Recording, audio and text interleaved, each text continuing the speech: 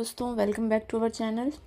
आज हम एक ऐसे टॉपिक के बारे में बात करने वाले हैं जो कि बहुत ख़ास है और हम सबकी ज़िंदगी का बहुत ज़रूरी हिस्सा है, जिसे समझना बेहद ज़रूरी है। ठीक है, कभी सोचा है कि हम कितने अलग हैं? कोई अलग भाषा बोलता है, कोई अलग तरह का खाना खाता है, किसी का पहनावा अलग है तो किसी का त्यौहार अलग है, लेकिन इन सब डिफरेंसेस के बावजूद हम सब यही तो हैं, एक ही हैं, एक ही तो है, और यही है यूनिटी इन डाइवर्सिटी। आज हम बात करने वाले हैं एनसीईआरटी क्लास 6 के एक चैप्टर के बारे में, अंडरस्टैंडिंग डाइवर्सिटी। ठीक है, तो चलिए शुरू करते हैं इस जर्नी पर और हम एक्सप्लोर करेंगे कि कैसे अलग अलग डिफरेंसेस हमारी सोसाइटी को। Understanding diversity. अब हम स्टार्ट करेंगे अंडरस्टैंडिंग डाइवर्सिटी यहाँ से पढ़ना, और इसे हम समझेंगे कि डाइवर्सिटी क्या है। ठीक है, तो सपोज दैट आप स्टार्ट करते हैं। आप इस पिक्चर में 3 बच्चों को देख रहे हो, ये तीनों ही सेम एज के हैं, ये तीनों सेम एज के हैं, और आपको बोला गया है कि आप इसमें एक ड्राइंग बनाओ, इसमें आप एक ड्राइंग बनाओ, और फिर आप देखोगे बहुत मतलब क्या लगता है आपकी ड्राइंग इन तीनों की तरह सेम बनेगी? चांसेस हैं कि चाहे थोड़ी सी ही अलग बने, लेकिन वो थोड़ी सी अलग बनेगी, क्योंकि सबका अपना अपना यूनिक ड्राइंग स्टाइल है। We not only don't look exact like each other, but also differ in terms of the language we speak, our cultural backgrounds, the religious rituals we observe. देखो, डाइवर्सिटी से मतलब ही clear है कि different. Hindi में इसको विविधता बोलते हैं, लेकिन आप इसको अगर सिंपल सा समझो तो डाइवर्सिटी से मतलब है डिफरेंट। तो आप ऑल अराउंड द वर्ल्ड देखोगे कि हर जगह के लोग अलग अलग लैंग्वेजेस बोलते हैं, वहाँ का अलग अलग कल्चरल बैकग्राउंड है, वहाँ पे अलग अलग कल्चर फॉलो करते हैं, उनके अलग अलग रिलीजियस रिचुअल्स हैं, जैसे हिंदू, मुस्लिम, सिख, ईसाई, कोई क्रिसमस मनाता है, कोई होली मनाता है, कोई ईद मनाता है, कोई गुरु नानक जयंती मनाता है। ऐसी चीज़ें होती हैं कि वो अलग अलग फेस्टिवल्स, अलग अलग डांस, अलग अलग रिचुअल्स, अलग अलग ड्रेसेस, उनके पहनने का, खाने का, उनकी सारी चीज़ें डिफरेंट होती हैं। This is called the diversity. ठीक है, ये मतलब होता है डाइवर्सिटी का। डाइवर्सिटी मतलब डिफरेंट। ओके, अब हम स्टार्ट करते हैं, देखते हैं। अब देखो, स्टार्ट करते हैं। एक स्टोरी लिखी है वैसे तो इसमें डाइवर्सिटी के लिए, लेकिन चूंकि फर्स्ट चैप्टर पॉलिटी का डाइवर्सिटी, तो वो स्टोरी भी, उस स्टोरी से भी हम गो थ्रू करेंगे। ठीक है, अब देखो कि आप ये कुछ चीज़ें दी हुई हैं। When I go I out like wearing. मैंने एक क्वेश्चन पूछा आपसे कि जब आप बाहर जाते हो तो आपको क्या पहनना पसंद है। मान लो सपोज दैट कि एक क्लास में 10 स्टूडेंट बैठे हुए हैं, तो बहुत कम चांसेस हैं कि फिर मैंने पूछा कि आप घर पे कौन सी लैंग्वेज बोलते हो, हिंदी बोलते हो, इंग्लिश बोलते हो, लोकल लैंग्वेज बोलते हो। फिर मैंने पूछा आपसे माई फेवरेट स्पोर्ट इज़। तो आप में से किसी ने बोला फुटबॉल, किसी ने बोला वॉलीबॉल, किसी ने बोला क्रिकेट, किसी ने बोला बैडमिंटन। ठीक है, I like reading books about. मैंने किसी से पूछा, मैंने आप सबसे पूछा कि आपको कौन सी बुक्स पढ़ना पसंद है, तो किसी ने बोला मुझे स्टोरीज पढ़ना पसंद है, किसी ने बोला मुझे पोएम्स पढ़ना पसंद है, किसी ने नॉवेल्स, एंड किसी ने मतलब अलग अलग। तो क्या इस लिस्ट में, मान लो मैंने आपसे सारे क्वेश्चंस पूछ लिए, लेकिन क्या ये पॉसिबिलिटी जनरली एग्जिस्ट करेगी कि इन चारों ही क्वेश्चन के आंसर आप में से किसी भी 2 इंसान ने सेम दिए हो?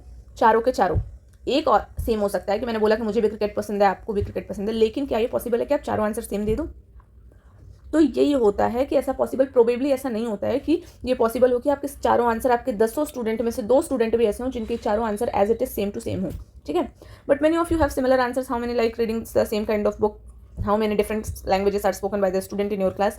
एक आंसर कॉमन होना, 2 आंसर कॉमन होना पॉसिबल है, लेकिन चारों के चारों आंसर सेम होना ये थोड़ा सा पॉसिबल नहीं है। ठीक है, अब आपने देखा होगा कि now you have recognise the many ways in which you are quite like some of your classmates and other ways in which you are different from them. आपने देखा होगा कि जैसे हम बोलते हैं कि तू तो यार मेरे जैसा है, तू तो बिल्कुल मेरे जैसा है, तेरी तो ये स्टाइल मेरे जैसे है, कई चीज़ों में यार मैं तो ये नहीं, तेरी तरह नहीं हूँ, ऐसे बोलते हैं ना। हम रिप्रेजेंट करते हैं कि यार इस चीज़ में तो मेरे जैसा है और इस चीज़ में तू मेरी तरह नहीं है, मैं तुझसे अलग हूँ। ठीक है, तो ये चीज़ें आप देखते हो।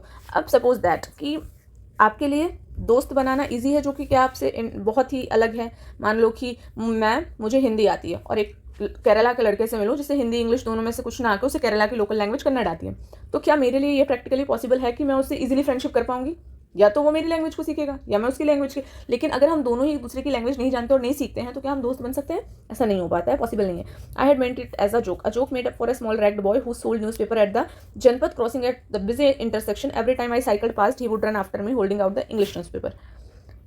अब आप एक स्टोरी लिखिए इसमें कि एक लड़का था, वो न्यूज़पेपर बेचता था जनपथ क्रॉसिंग पे, वो बहुत ही बिजी इंटरसेक्शन था, और जब भी मैं वहाँ से साइकिल लेके जाता वो मेरे पीछे इंग्लिश न्यूज़पेपर लेकर दौड़ता हुआ आ जाता था और चिल्लाता था कि and screaming out the evenings headline in a mixture of Hindi and English word. और वो हिंदी और इंग्लिश के उसमें हेडलाइंस को जोर जोर से चिल्ला के बताता था। इस बार क्या हुआ, I stopped the pavement and asked for Hindi paper, his mouth fail open. इस बार क्या हुआ, मैं रुका और मैंने उससे हिंदी पेपर मांगा और उसका मुंह खुला का खुला रह गया। You mean you know Hindi, he asked. उसके बाद वो पूछता है क्या, अरे आपका मतलब आप हिंदी जानते हैं? Of course I said as I paid for the paper. मैंने कहा हाँ बिल्कुल, और मैंने उस पेपर के पैसे दे दिए। Why what do you think, उसने ऐसा पूछा, क्यों, क्या सोच रहे हो? He paused but you look so अंग्रेज। वो बोलता है कि वो रुका और बोलता है कि लेकिन आप थोड़े अंग्रेज जैसे दिख रहे हो। You mean you can even read Hindi? वो बोलता है कि अच्छा तुम्हारा मतलब है कि आप हिंदी भी पढ़ सकते हो? Of course I can, I said this time a little impatiently. मैंने कहा हाँ बिल्कुल मैं पढ़ सकता हूँ उस न्यूज़पेपर वाले लड़के से। I can speak, read and right Hindi. वो बोलता है मैं पढ़ लिख और बोल दो सब हिंदी में सकता हूँ। Hindi is one of the subject I study in school. Hindi एक ऐसा सब्जेक्ट है जिसे मैंने स्कूल में पढ़ा। Subjects he asked. वो पूछते सब्जेक्ट मतलब उसे समझ में नहीं आया। How could I explain what subject was to someone who had never been to school. अब मैं किसी को कैसे समझाऊँ जो कभी स्कूल ही नहीं गया कि सब्जेक्ट किसे बोलते हैं। वेल इट इज़ समथिंग, मैंने मतलब ऐसे ऐसा होता है। और आई बिगन द लाइट्स चेंज, और अचानक से फिर ट्रैफिक लाइट खुल जाती हैं। And I let my self be pushed along with the rest of the traffic. मैं फिर उसके बाद वहाँ से चला जाता हूँ, ठीक है। The next he was there again smiling at me and holding out a Hindi paper. अगले दिन फिर जब मैं वहाँ से गुजर रहा था तो मेरी तरफ देखकर मुस्कुराता हुआ वो हिंदी का न्यूज़पेपर लेके आया।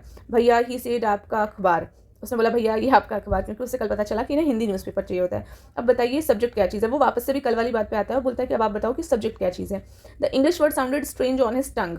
इंग्लिश का जो वर्ड सब्जेक्ट था वो बहुत अजीब लग रहा था उसके मुंह से सुनने के लिए। It sounded like it's other meaning in English. उसके मुंह से सुनने में लग रहा था कि ये इंग्लिश का एक अलग शब्द है, to be ruled by someone else, जिसे कोई और रूल कर रहा है, ऐसा कुछ लग रहा था उसके मुंह से सुनने में। Oh it's just something to study. तो मैं उसे क्या बताता हूँ सब्जेक्ट के बारे में कि ये कुछ पढ़ने के लिए जो होता है उसे हम सब्जेक्ट बोलते हैं। I said and then because the red light had come on I asked him have you ever been to school.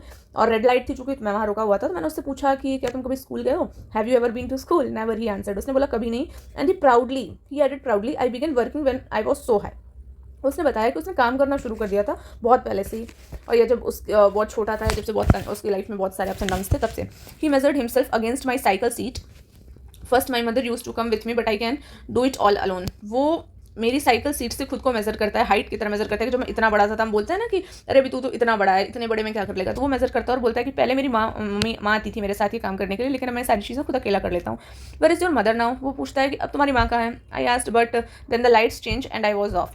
जैसे ही मैं उससे पूछता हूँ कि तुम्हारी मम्मी कहाँ है, वैसे ही अचानक से क्या होता है, लाइट चेंज हो जाती है, नहीं रेड लाइट से ग्रीन लाइट हो जाती है, और फिर मैं वहाँ से चला जाता हूँ। I heard him yell from somewhere behind me she is in Meerut with. फिर मैं सुनता, वो चीखते हुए मुझे बताता है कि मेरे पीछे से कि अभी वो मेरठ में है, और द रेस्ट वॉज ड्रॉन्ड आउट। उसके बाद की बातें उसे सुनाई नहीं देती क्योंकि वो निकल जाता है। माई name is Sameer, he said the next day. अगले दिन वो बोलता है कि मेरा नाम समीर है। And very shyly he asked what's your. उसके बाद पूछता है कि तुम्हारा क्या नाम है। इट वॉज इनक्रेडिबली, बहुत ही अनबिलीवेबल थिंग थी। My bicycle wobbled, my name is Sameer too, I said. वो बोलता है मेरा नाम भी समीर है।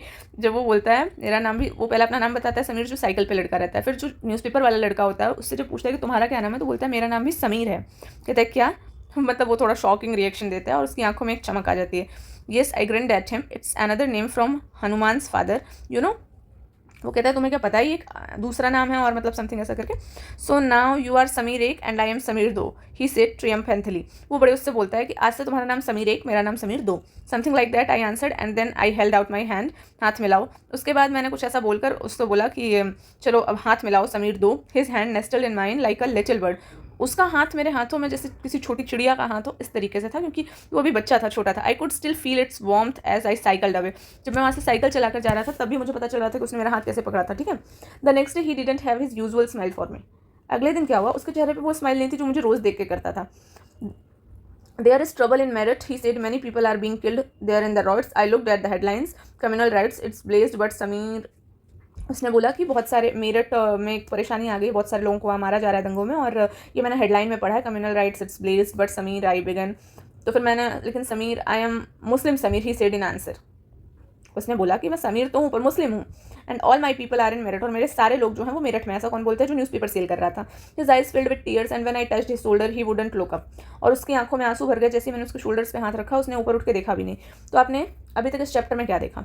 दो लोग हैं, एक स्कूल जाता है या एक न्यूज़पेपर सेल करता है। बाद में उन दोनों को पता चलता है, उसकी लैंग्वेजेस डिफरेंट थी, कि उसे हिंदी आती है, उसे इंग्लिश आती है, उसे ऐसा पता चलता है। पहला डिफरेंस कि वो दोनों, एक स्कूल जा रहा था और एक न्यूज़पेपर सेल कर रहा था, यानी वर्क कर रहा था। दूसरा डिफरेंस कि उसको हिंदी इंग्लिश आती थी और उसे इंग्लिश आती थी, ऐसा लगता था उसे। तो दूसरा लैंग्वेज डिफरेंस। अब तीसरा डिफरेंस रिलीजियस डिफरेंस है कि वो बोलता है कि मैं मुस्लिम समीर हूँ, उसने अपने रिलीजन को क्लासीफाई किया, ठीक है। 3 डिफरेंसेस हो गए, ये डाइवर्सिटी को रिप्रेजेंट कर रहा है। स्टोरी आप बहुत ध्यान से सुनकर डाइवर्सिटी समझ रहे हो, ठीक है।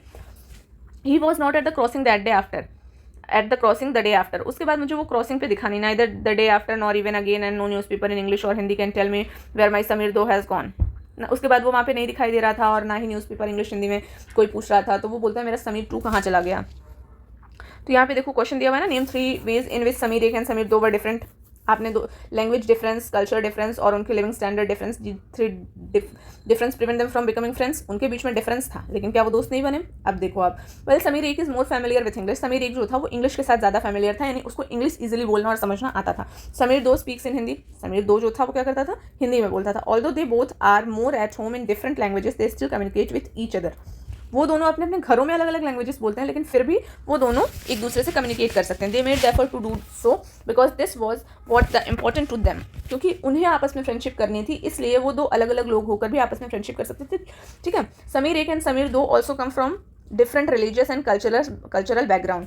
समीर एक और समीर दो दोनों ही अलग अलग कल्चरल बैकग्राउंड से आता था। समीर एक हिंदू था, समीर दो मुस्लिम था। तो आपने एक लैंग्वेज डिफरेंस देख लिया, एक कल्चरल डिफरेंस देख लिया। ठीक है, तो different religious and cultural background such as these are aspects of diversity. हमने डाइवर्सिटी में अभी ऊपर पढ़ा कि रिलीजन हो गया, कल्चर हो गया, वहाँ का फूड हो गया, वहाँ का कस्टम्स हो गया, मतलब वहाँ के ट्रेडिशंस हो गए, वहाँ के डांस हो गए, वहाँ के फेस्टिवल्स हो गए। ये सारी चीज़ें जो आती हैं वो डाइवर्सिटी में आती हैं। ठीक है, क्योंकि ये सारी जगह पर अलग अलग होती है। नॉर्थ इंडियन का कल्चर अलग है, साउथ इंडिया का कल्चर अलग है, ईस्ट इंडिया का अलग है, वेस्ट इंडिया का अलग है।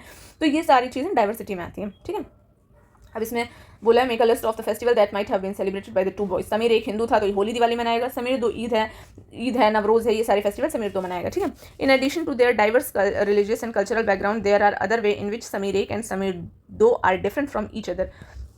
रिलीजियस और कल्चरल बैकग्राउंड के अलावा भी समीर एक और समीर दो एक दूसरे से अलग थे। जैसे समीर एक स्कूल जाता था, मैंने आपको ऊपर ही बता दिया था ये चीज़ कि समीर एक स्कूल जाता था और समीर दो न्यूज़पेपर सेल करता था। ठीक है, अब why do you think Sameer though did not attend the school? Do you think it would have been easy for him to attend school if he wanted to? In your opinion, is it fair situation that some children get to go to school and other don't? ये आप discuss करो मेरे साथ। आप चलो, आपको इस बारे में आपको क्या लगता है? आपको क्यों लगता है कि समीर दो स्कूल नहीं गया? और क्या आपको लगता है कि अगर स्कूल अब जाएगा या वो जाना चाहे तो उसके लिए ईजी होगा ये? और आपके ओपिनियन में आपको क्या लगता है, ये एक फेयर सिचुएशन है कि दो बच्चे सेम एज के हों और उनमें से एक बच्चे को उस टाइम पे काम करना पड़ रहा है और दूसरा स्कूल जा रहा है?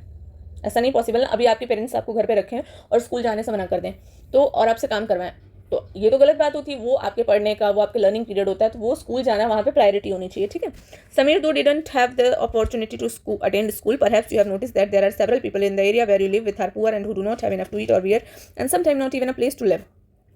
समीर दो कभी स्कूल नहीं गया क्योंकि उसके पास, आपने अपने आसपास देखा होगा, बहुत सारे ऐसे गरीब लोग होते हैं जिनके पास खाने पहनने के लिए इनफ पैसे नहीं होते हैं, कपड़े पहनने के लिए नहीं होते हैं, रहने की जगह नहीं होती। This difference is not the same as the one which we have seen earlier. ये वो डिफरेंस नहीं है जो हमने ऊपर देखा है। We are talking not the difference but of inequality. यहाँ पे हम डिफरेंस की बात नहीं कर रहे हैं, हम इनइक्वालिटी की बात कर रहे हैं। यानी कि इक्वालिटी मतलब होता है जो बराबरी के हों, इनइक्वालिटी मतलब जो बराबर ना हो। Inequality comes about when a person doesn't have the resources and opportunities that are available to other person.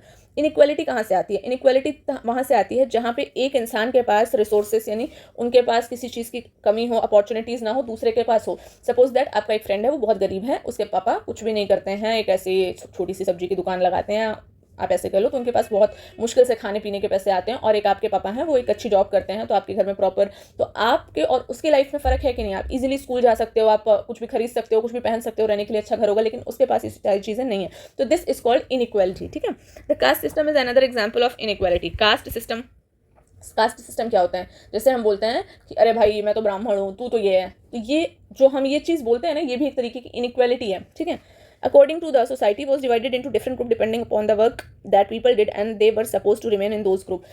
हमारी सोसाइटी को ऐसे डिवाइड कर दिया गया है कि जैसे जिन लोगों के पास अच्छी जॉब है, अच्छे पैसे हैं, अच्छा घर है, बंगला है, उनको एक अलग सोसाइटी में रख दिया गया है। यानी वो बड़े लोगों की सोसाइटी है, वो रिच की सोसाइटी है, रिच एंड वेल्दी सोसाइटी है।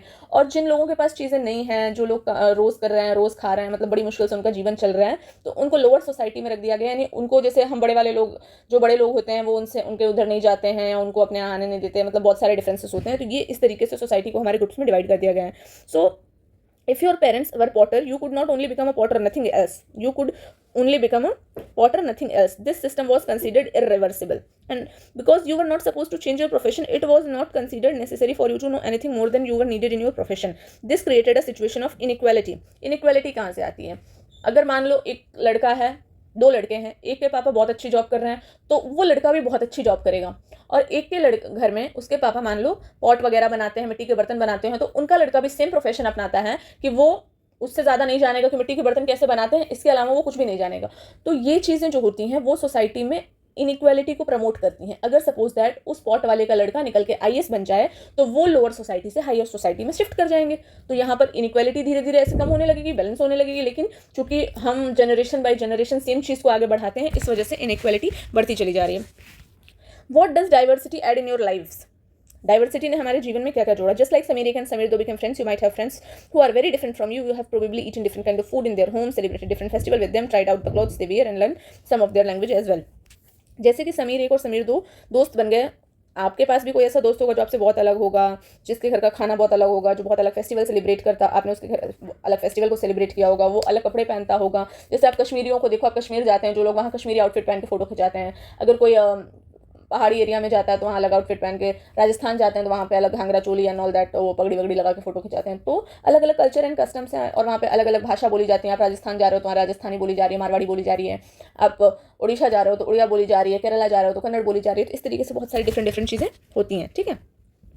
You have probably like reading, hearing stories and adventures about different animals, people, and even ghosts. Perhaps you even enjoy making up stories yourself. Many young people feel happy when they read a good story because it gives them a lot of idea to make up more stories. People who write stories get their ideas from all sorts of different places, from books and real life and from their imagination. आप बहुत सारी ऐसी stories पढ़ते हो, सुनते हो जो adventurous होती हैं, अलग अलग जानवरों के बारे में होती हैं, कहीं पे भूतों की स्टोरी लिखी होती है। ये सारी स्टोरीज क्या होती है, जो ऐसी स्टोरीज पढ़ के अच्छा लगता है या थोड़ा सा इंटरेस्ट आता है, वो अलग अलग आइडियाज से बनती है ऐसी स्टोरी। कुछ रियल होती हैं, कुछ जगहों के लोगों की इमेजिनेशन से, कुछ रियल लाइफ से ऐसे लेके वो स्टोरीज लिखते हैं।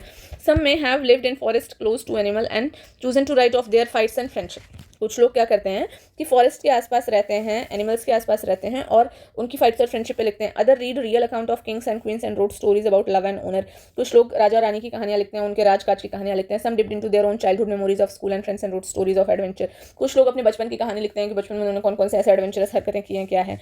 Imagine if all the story tellers and writers that you have heard and read so far were forced to live in a place where all people wore the same two color, red and white, ate the same food, potatoes, took care of the same two animals, for example the deer and the cat, and to entertain themselves played snakes and ladders. What kind of story do you think they would write? अब मान लो आप ऐसा suppose कर लो कि ये सारे writer को मैं एक ही जगह रख दूं और वहाँ पर हर इंसान का चेहरा सेम, हर इंसान दो ही कलर के कपड़े पहन रहा है, रेड और वाइट, वहाँ पे सब एक ही चीज़ खा रहे हैं, वो है आलू, और वहाँ पर सब लोग दो ही जानवर पाल रहे हैं और उन्हीं का ख्याल रख रहे हैं, वो है डियर और कैट, और वहाँ पे एंटरटेन करने के लिए सिर्फ एक गेम खेला जा रहा है, स्नेक एंड लेडर। तो अब आप बताओ कि वो सब के सब अपनी स्टोरीज को अलग अलग कैसे लिखेंगे, या सब अपनी स्टोरीज में क्या लिखेंगे। वो अलग अलग इसलिए लिख पा रहे हैं क्योंकि वो अलग अलग जगह जाके अलग अलग चीज़ें एक्सप्लोर कर रहे हैं। लेकिन अगर वो सारी चीज़ें एकदम डिक्टो सेम टू सेम हो जाएंगी, वो एकदम as it is same colour, same food, same person, same things, सब कुछ सेम हो जाएगा, तो उन सभी की स्टोरीज सेम हो जाएंगी, है ना। तो अब देखते हैं, ठीक है। Diversity in India. India is a country of many diversities, we speak different language, have various types of food. India एक कंट्री है डाइवर्स कंट्री, यानी कि डाइवर्स कंट्री का क्या मतलब है, यहाँ पर हर जगह अलग अलग चीज़ें हैं, ठीक है। Diverse country, we speak different languages, have अलग अलग जगहों पर अलग अलग भाषा बोली जाती है, ऑल ओवर इंडिया। अलग अलग जगह पर अलग अलग फेस्टिवल्स, अलग डांस, अलग म्यूजिक, अलग कल्चर, अलग कपड़े, अलग कस्टम्स, मतलब सारी चीज़ें डिफरेंट डिफरेंट हैं। But actually, if you think about it, we do many things that are similar except that we do in different ways. How do we explain diversity? लगभग 200 साल पहले की बात करते हैं अगर हम, उस टाइम पे क्या था, train, aeroplane, a little more than 200 years ago or long before, the train, aeroplane, bus or cars have become the part of her life. People travel from one part of the world to another in ships or horses or camel or on foot. ये हमारी life में अब ऐसा part बन गया। लेकिन अगर हम 200, 250, 300 साल पीछे चले जाते हैं तो उस टाइम पे लोग कैसे जाया करते थे, उस टाइम पे तो शिप से जाया करते थे, या हॉर्स पर, या कैमल पर, या अपने से चलकर जाया करते थे, ठीक है। अब यहाँ पर आपको एक टेबल दी हुई है, इसे आपको फिल करना है। List at least 3 different ways in which people in India do the following things, one of the possible answer have been provided. एक आंसर आपको दिया हुआ है और आपको 2 खुद से लिखने हैं। तो अब आप इसको खुद से एक एक्सरसाइज करोगे तो ये आपको समझ में आएगा कि आपने अब तक क्या किया है। Often they went in search of new lands or new places to settle in, or for the people to trade with, and because it took so long to travel, once they got to a place where they stayed there often a long time, many other left their homes because they were feminine and droughts and they couldn't get enough to eat. Some went in search of work while others left because there was a war. आप देखोगे तो ऐसा क्यों, बहुत सारे लोग जो होते थे अक्सर क्या करते थे, वो यहाँ से वहाँ माइग्रेट करते रहते थे, नई जगह ढूंढते थे रहने के लिए, नई ज़मीन, या ट्रेड करने के पर्पज़ से भी, मतलब चीज़ों को बेचना खरीदना ये सारी चीज़ें, और इन्हें बहुत ज़्यादा समय लग जाता था एक जगह से दूसरी जगह जाने में। और वहाँ के लोग मतलब ये अपना घर छोड़ के वहाँ जा रहे हैं, वहाँ के लोग कभी वहाँ सूखा पड़ गया था या बाढ़ आ गई थी या वहाँ खाने के लिए नहीं मिल रहा था, वो उस जगह को छोड़कर दूसरी जगह में चले गए या काम की खोज में चले गए, या फिर वहाँ पे लड़ाई झगड़े दंगे हो रहे थे इस वजह से चले गए। Sometimes as they begin to make their home in new place people begin to change a little, और at other times they manage to do things in the old ways. कई बार देखो आप जैसे जैसे जहाँ जहाँ जाओगे वहाँ पे उनकी लैंग्वेज, उनका म्यूजिक, उनका रिलीजन, वो एक mix of the old and the new, वो नए और पुराने से मिलकर बनने लगता है। और this intermixing of cultures came something new and different. और जब ये हम एक जगह से दूसरी जगह शिफ्ट होते हैं, फिर हम यहाँ का कुछ पुराना और वहाँ कुछ नया ऐसे मिला के नई पुरानी चीज़ों को मिला के नए एक नया और एक डिफरेंट कल्चर कस्टम, मतलब एक अलग चीज़ को डेवलप करते हैं। The history of many places shows us how many different culture influence have help to save life and culture there. Thus regions become very diverse because of their unique histories. Similarly, diversity also comes about when people adapt their lives to the geographical area in which they live. For example, living near the sea is quite different from living in a mountain area. तो क्या होता है कि अलग अलग जगहों की जब हम हिस्ट्री देखते हैं तो हमें पता चलता है कल्चरल इन्फ्लुएंसेस कैसे वहाँ की लाइफ कल्चर और कस्टम्स के अकॉर्डिंग चेंज हो जाती है। ठीक है, ये religious become very diverse because of their unique histories, पूरा बहुत यूनिक हिस्ट्रीज की वजह से इतनी डाइवर्सिटी है। सिमिलरली डाइवर्सिटीज़ अगर आप देखोगे कि जैसे लोग अपनी जोग्राफिकल एरिया को चेंज करते हैं, जैसे सपोज दैट कि जो लोग समुद्र के पास रहते हैं उनकी जो लाइफस्टाइल है वो माउंटेन पे रहने वालों से काफ़ी डिफरेंट है, और इनकी लाइफस्टाइल एक नॉर्मल प्लेन एरिया में रहने वालों से काफ़ी डिफरेंस है। तो ये जोग्राफिकल एरिया की वजह से भी काफ़ी डाइवर्स चीज़ें होती हैं। Not only do people have different clothing and eating habits but even different kind of work they do are different. केवल खाना और पहनना ही एक अलग आदत की वजह से नहीं, लेकिन बल्कि उनके अलग अलग आदतें, मतलब उनके अलग अलग काम भी होते हैं, वो भी उन्हें डिफरेंट बनाते हैं। In cities it is often too easy to forget how closely people live and are tied to their physical surroundings. शहरों में आप देखो लोगों को एक दूसरे से कोई मतलब नहीं, बहुत ज़्यादा अट्रैक्शन नहीं है, बहुत ज़्यादा वो नहीं है कि आसपास कौन रह रहा है क्या हो रहा है, और वो चीज़ें भूल जाते हैं। This is because in the city people seldom grow their own vegetables and grains, instead they depend on the market two by all the food and other goods at their need. शहरों में लोग खुद की सब्जी और खुद के grains अनाज नहीं उगा सकते हैं, वो दूसरों पे मार्केट पे डिपेंड होते हैं खाना और सारी चीज़ें खरीदने के लिए जिसकी भी उन्हें ज़रूरत होती है। अब हम समझने की कोशिश करते हैं historical and geographical factors influence the diversity of a region. अब हम देखेंगे कि कौन कौन से ऐसे फैक्टर हैं जो कि हिस्टोरिकल और जोग्राफिकल फैक्टर हैं किसी जगह की डाइवर्सिटी को इन्फ्लुएंस करने के लिए। ठीक है, we can do this by reading about life in two different parts of the country, Kerala and Ladakh. हम केरला और लद्दाख की हेल्प से ये चीज़ जानेंगे कि कैसे ये चीज़ अफेक्ट करती है। आप अगर देखो एटलस में, आप मैप में देखोगे केरला और लद्दाख, तो क्या आप बता सकते हो कि geographical location, can you list 3 ways in which different geographical location of this region would influence of the following? The food people eat, the clothes they wear, the work they do. ठीक है, अब आप देखो लद्दाख एक desert है, mountains in the eastern part of Jammu and Kashmir. Ladakh एक desert का वो है, माउंटेन है जम्मू एंड कश्मीर के ईस्टर्न पार्ट में। Very little agriculture is possible here since this region doesn't receive any rain and is covered in snow for a large part of the year. Ladakh हमेशा बर्फ से घिरा हुआ रहता है, हमेशा बंजर की तरह यहाँ पर बहुत मुश्किल होता है कोई चीज़ उगाना, कोई चीज़ ग्रो करना, और यहाँ पर बहुत कम पेड़ होते हैं। यहाँ पर लोग पानी पीने के लिए भी बर्फ़ के पिघलने पर उस चीज़ पे थोड़ा सा डिपेंड होते हैं। ऐसी सारी चीज़ें लद्दाख में होती हैं। People here keep sheep and goats, the goat in the region specially because they produce pashmina wool. यहाँ के लोग जो होते हैं, जैसे कि इनके पास खेती बाड़ी का काम नहीं होता है, तो ये लोग क्या रखते हैं, शिप, भेड़ बकरियाँ रखते हैं, उनके बालों से वो पाशमीना वूल, पाशमीना एक ऊन होता है, वो बनाते हैं। The wool is prized and pashmina shawls cost a lot of money, और ये बहुत महंगे बिकते हैं और इनसे वो अपना खर्चा चलाते हैं। The people in Ladakh carefully collect the wool of the goats and sell to the traders from Kashmir. Pashmina shawl chiefly woven in Kashmir. ये लोग क्या करते हैं, उन भेड़ बकरियों का बाल करते हैं, कश्मीरी ट्रेडर्स को सेल कर देते हैं और फिर वो लोग इसका शॉल वगैरह बनाते हैं। The people eat meat and milk product like cheese and butter. यहाँ के लोग ज़्यादातर मीट और मिल्क प्रोडक्ट पर डिपेंड रहते हैं। Each family owns some goats, cows and yak. यहाँ पे हर परिवार में लगभग आप देखोगे, जैसे आप गाँव में देखोगे तो हर घर में गाय होती है, गाय भैंस लोगों ने पाल रखे होते हैं, डेयरी का काम। तो यहाँ के लोगों के पास क्या होता है कि जैसे काऊ हो गई, गोट हो गई या फिर याक हो गया, ये सारी चीज़ें हो जाती हैं। Being a desert didn't mean Ladakh didn't attract its share of traders. It was considered a good trade route as it has many passes through which caravans travel to what is today called Tibet. इसका ये मतलब नहीं है कि desert है तो यहाँ से ट्रेडर्स नहीं होते होंगे या वो चीज़ें नहीं होती होंगी। यहाँ पर बहुत सारे पासेस हैं। पासेस मतलब होता है दर्रे, यानी वहाँ से जाने के रास्ते, इधर उधर का गाड़ियों के थ्रू सामान इधर उधर आना जाना। और इसी रीज़न को आजकल हम इन पासेस में से एक जो कहाँ से कारवन आते जाते हैं हम तिब्बत बोलते हैं, तिब्बत रीजन। और ये अलग अलग सिल्क, मसाले, कारपेट, ये सारी चीज़ों का इस जगह से उस जगह, इस देश से उस देश आना जाना होता है, इस स्टेट से उस स्टेट, तो उसे हम बोलते हैं ये। ठीक है, Buddhism reached Tibet via Ladakh. Buddhism जो थे वो तिब्बत कैसे पहुंचे थे, लद्दाख से होते हुए। Ladakh is called the little Tibet, Ladakh को हम लिटिल तिब्बत भी कहते हैं। Islam was introduced in this region more than 400 year ago and there is significant Muslim population है। यहाँ पर इस्लाम को लगभग 400 साल पहले लाया गया था, क्योंकि लोगों का आना जाना इधर उधर हुआ होगा, है ना। तो यहाँ पर मुस्लिम्स की अच्छी खासी पॉपुलेशन है। Ladakh has a very rich oral tradition in songs and poem. Local version of the Tibetan national epic the Kesar saga are performed and sung by both Muslim and Buddhist. वहाँ के लोग केसर सागा जो है एक म्यूजिकल वो है जो कि मुस्लिम्स और बुद्धिस्ट साथ में मिलकर गाते हैं। केरला इज अ स्टेट, अब हम बात करते हैं Kerala. Kerala is a state in the south west corner in India. It is surrounded by the sea at the one side and hills on the other side. Kerala एक स्टेट है जो कि साउथ वेस्ट में है इंडिया के। वो कहाँ था? ईस्ट में था, नॉर्थ ईस्ट में, और ये कहाँ है? साउथ वेस्ट में है, ठीक है। जिसके एक तरफ क्या है? सी है और एक तरफ हिल्स है। A number of spices like pepper, cloves and cardamom are grown in the hills. Hills में, पहाड़ियों में ऐसी चीज़ें लाइक पेपर हो गया, क्लोव्स हो गया, कार्डमम यानी इलायची हो गई, ये सारी चीज़ें उगाई जाती हैं। It is spices that means this region 2000 year ago he is credited with bringing Christianity to India. ये मसालों की वजह से ही 2000 साल पहले यहाँ पर क्रिश्चियंस आए थे। Many Arab traders also came and settle down there. बहुत पहले आपने अंग्रेजों के टाइम पे सुना होगा, वो आते थे यहाँ से चीज़ें उठा के विदेशों में भेजा करते थे, ट्रेडिंग करते थे, बिजनेस करते थे।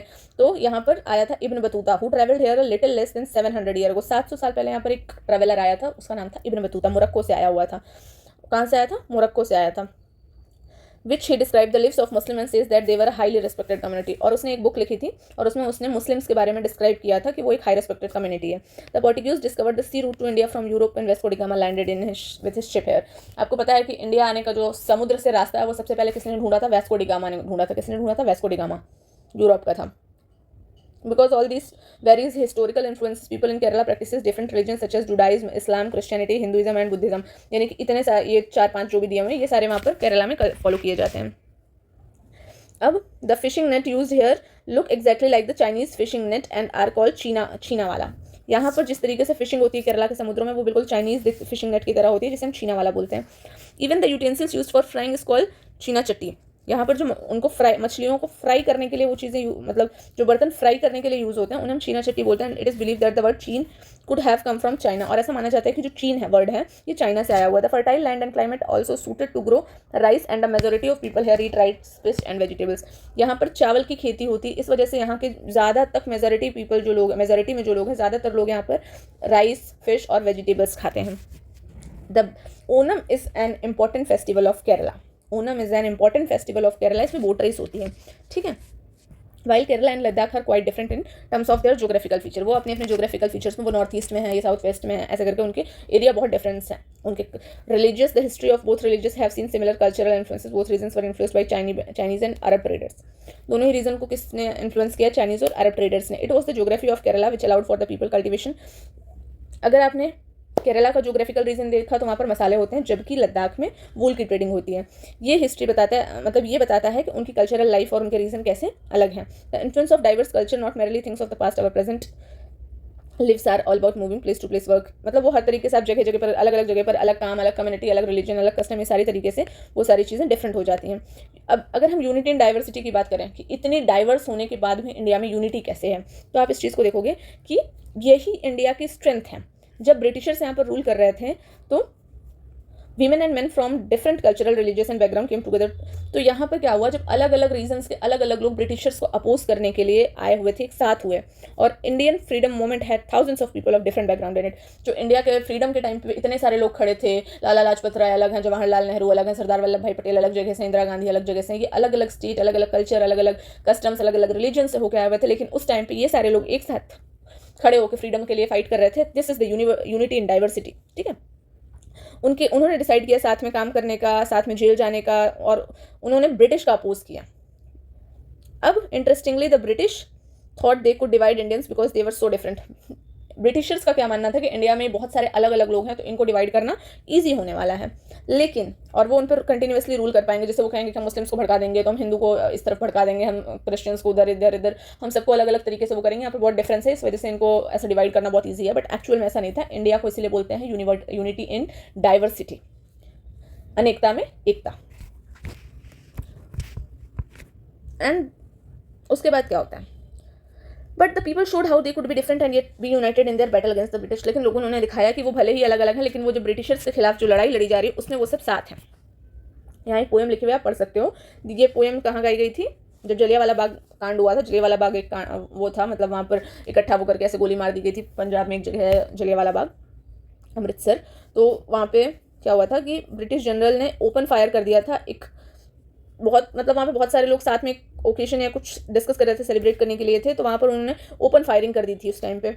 Man and women, Hindu, Sikhs and Muslims, rich and poor have, और उसके बाद वहाँ पर आदमी, औरत, हिंदू, सिख, मुस्लिम, रिच, पुअर, सब ने ब्रिटिशर्स के अगेंस्ट प्रोटेस्ट करने का डिसीजन ले लिया और सब प्रोटेस्ट में आ गए। और ये सॉन्ग उसी के ओनर और मेमोरी में गाया गया लोगों के द्वारा। In his book the discovery of songs and symbols that emerged during the freedom struggle served as constant reminder to our country's rich tradition of respect। ये हमें बताता है हमारे देश के डिफरेंट, इतनी सारी डिफरेंट कल्चर कस्टम्स के बाद भी हम कैसे एक दूसरे के साथ खड़े हुए थे ब्रिटिशर्स के अगेंस्ट की फाइट में। अब do you know the story of the Indian flag? क्या आपको इंडियन फ्लैग की कहानी पता है? ये क्या था? ये it was use as a symbol of protest against the British by people everywhere. ये झंडा जो है वो ब्रिटिशर्स के अगेंस्ट प्रोटेस्ट में हर जगह लगाया गया था। In his book discovery of India, discovery of India किसने लिखी है? जवाहरलाल नेहरू ने। उन्होंने कहा था कि that Indian unity is not something imposed from the outside but rather it was something deeper and within its fold the widest tolerance of beliefs and customs were practised and every variety acknowledged and even encouraged. It was Nehru who coined the phrase unity in diversity to describe the country. उन्होंने अपनी book में मतलब discovery of India में दिया था, यही सारी चीज़ें एक्सप्लेन की थी कि आपकी समझ से सारी चीज़ें परे हैं, कि आपको लगता है कि यहाँ पर अलग अलग लोग हैं तो आप उन्हें डिवाइड कर लोगे और आप उनके बिलीव्स और उनके कस्टम्स को, सारी चीज़ों को आप ऐसा कर सकते हो। तो ये सारी चीज़ें एक इंकरेजमेंट की तरह इंकरेज करने के लिए थी। तो ये नेहरू जी थे जिन्होंने क्या किया था, इंडिया को क्या बोला था, यूनिटी इन डाइवर्सिटी टर्म को कॉइन किया था और इसको उन्होंने बोला था। ठीक है, तो ये हो गया आपका डाइवर्सिटी। आई होप आपको डाइवर्सिटी समझ में आ गई होगी। डाइवर्सिटी आपको जोग्राफिकल वे में भी, माइग्रेशन के थ्रू भी, कल्चर कस्टम्स के थ्रू भी, लैंग्वेजेस के थ्रू भी, फेस्टिवल्स और म्यूजिक के थ्रू भी, मतलब हर तरीके से आपको जोग्राफी, हिस्टोरिकल बिलीव्स पे भी, सब तरीके से आपको जोग्राफी समझ में, मतलब सॉरी डाइवर्सिटी समझ में आ गई होगी। ठीक है, अब आपको ये कुछ क्वेश्चंस दिए हुए हैं, अगर ये हार्ड होते तो मैंने ज़रूर कराती, लेकिन चूंकि ये इजी क्वेश्चंस हैं तो इसको आप खुद से एक बार पढ़ोगे और इसको पढ़ने के बाद आप करोगे। और अगर आपको कोई क्वेश्चन नहीं आता है, डिफिकल्ट लगता है, I will definitely help you in doing this, क्योंकि इसमें सारी चीज़ें बहुत ईजी लिखी हुई हैं और बहुत सिंपल क्वेश्चंस पूछे हुए हैं। तो आप एक काम कीजिए, इस क्वेश्चन को पहले खुद से अटेम्प्ट कीजिए, 5 क्वेश्चन, और इनमें से जो क्वेश्चन नंबर आपसे नहीं हो पाता आपको कमेंट सेक्शन में मेंशन करेंगे। I will write down the answer of that question in comment. ठीक है, चलो, I hope you will like the video. Please don't forget to share, subscribe, like. Okay, thank you.